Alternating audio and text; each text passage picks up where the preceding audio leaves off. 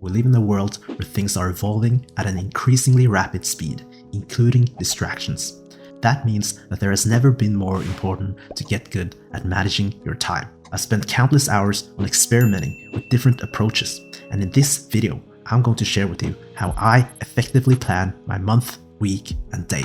If you're new here, this is Outperform, and in this channel, we break down concepts within self-development through unique visuals and insights grounded in real-world experience. If you like this video, make sure to hit the subscribe button.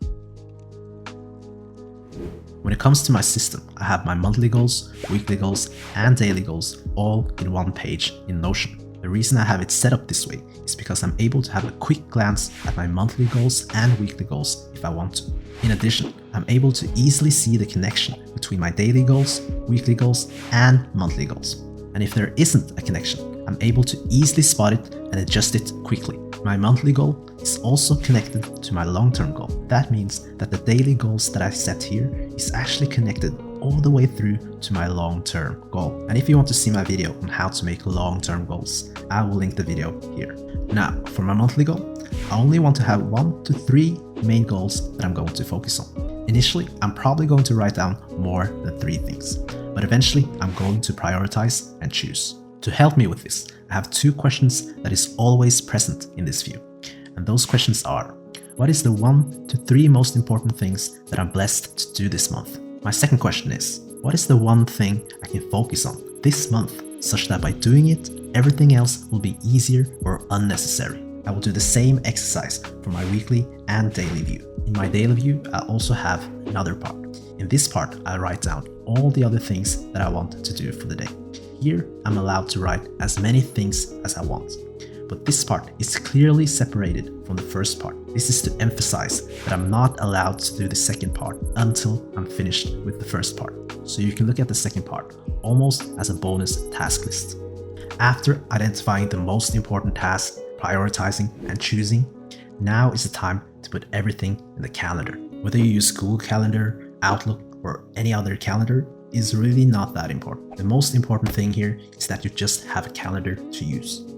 A calendar will make you time block your most important task, and it will make you think about how you should structure your week and how you should place your tasks optimally for your goals, needs, and wants. And advice for this process is to give yourself a buffer and be flexible. This is because most people underestimate how much time they actually need for certain tasks, especially in the beginning. And if they have filled out their whole week with minimal buffers, just a small error in their forecasting ability might fuck up their whole week. Now, let's talk about the phase later in the process where you're actually taking action and completing the task that you have set out to do. Sometimes in these phases, it's easy to fall into a negative perspective and think, I need to do this, I need to do that. Under these circumstances, you need to first realize that you're fallen into a negative perspective. Then you need to shift your perspective. Everything that you've wrote down in your monthly view, your weekly view, and your daily view, everything that you've put in your calendar, those are things that you've chosen to do. Those are things that you want to do. You don't actually need to do any of those things. To help me prevent myself from falling into these negative perspectives, you might have noticed how I phrased the questions I asked myself earlier.